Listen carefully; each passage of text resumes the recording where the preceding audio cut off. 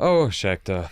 So I was just browsing Instagram earlier, as you do, probably while watching TV, not really focused on it, and I saw this post. And typically, whenever I see something this ridiculous on Instagram, my first thought is, oh, that must be a Chipson post. So I absent-mindedly liked it and moved on with my life. Until I went to look at a few people's stories, only to see that they'd all reposted the exact same thing, this guitar.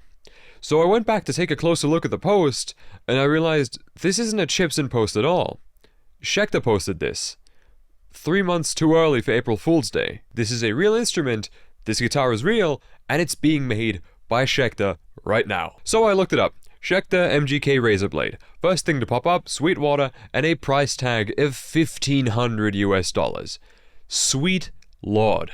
Now, I was never a fan of the MGK signature models to begin with, because I'm not a fan of Machine Gun Kelly, but also because it was even more obvious of a money grab than other signature guitars are, even though they are all just there to make profit off of. Because nobody would reasonably want to work with Machine Gun Kelly unless there was a lot of money to be made off of it. But at least the first one was just a Telecaster. A fugly one, yes, but just a Telecaster nevertheless. It was made relatively tastefully, it was just pretty ugly, and it had MGK's name on it. This one, on the other hand, woof. So let's check out the specs. This thing is Korean made and boasts, and excuse me for reading the specs off my laptop over there, a 3-piece maple neck with 22 extra jumbo frets, a Schecter Pasadena Plus pickup, a volume knob and a kill switch for some reason. That is the world's worst combo, and I say this as someone who owns a functionally identical guitar with a single bridge humbucker, a volume knob and a kill switch. This is useless. Locking tuners, a hipshot bridge, Graphtec nut, and obviously everything has to be chromed as well to make this not just as edgy, but also as ugly as it can possibly be. And setting aside just how much of a visceral physical cringe reflex this thing induces just by looking at it, to the point where I felt the need to jump in front of a camera the instant that I found out it was not a joke. It also just embodies an era of Schecter that I feel like a lot of people were hoping was dead. Because for the most part, Schecter has become very tasteful. Look at all the Keith Merrow signature models, look at the John Brown Tao signature models, the Sun Valley Super Shredders, although with how sharp the frets on that one were, I feel like they should have made that one razor blade shaped. That's a joke for OG viewers right there. That old Schecter video I made back in the day doesn't exist anymore,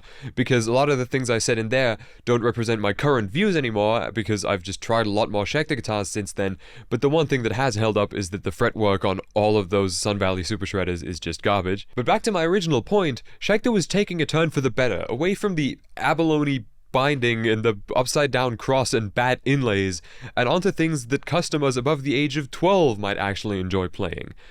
And then they did this. It's a little painful.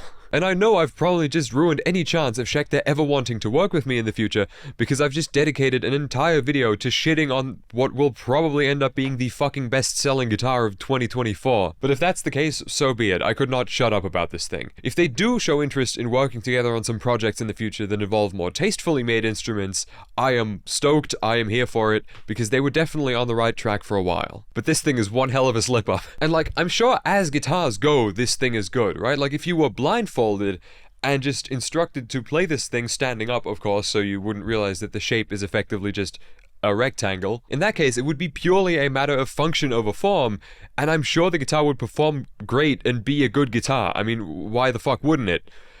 But that is made moot by the fact that there is more than one guitar out there, and most of them are not razor blade shaped. And just because I know this is going to come up in the comments if I do not mention it, before anyone comments, what about Gene Simmons' axe guitar?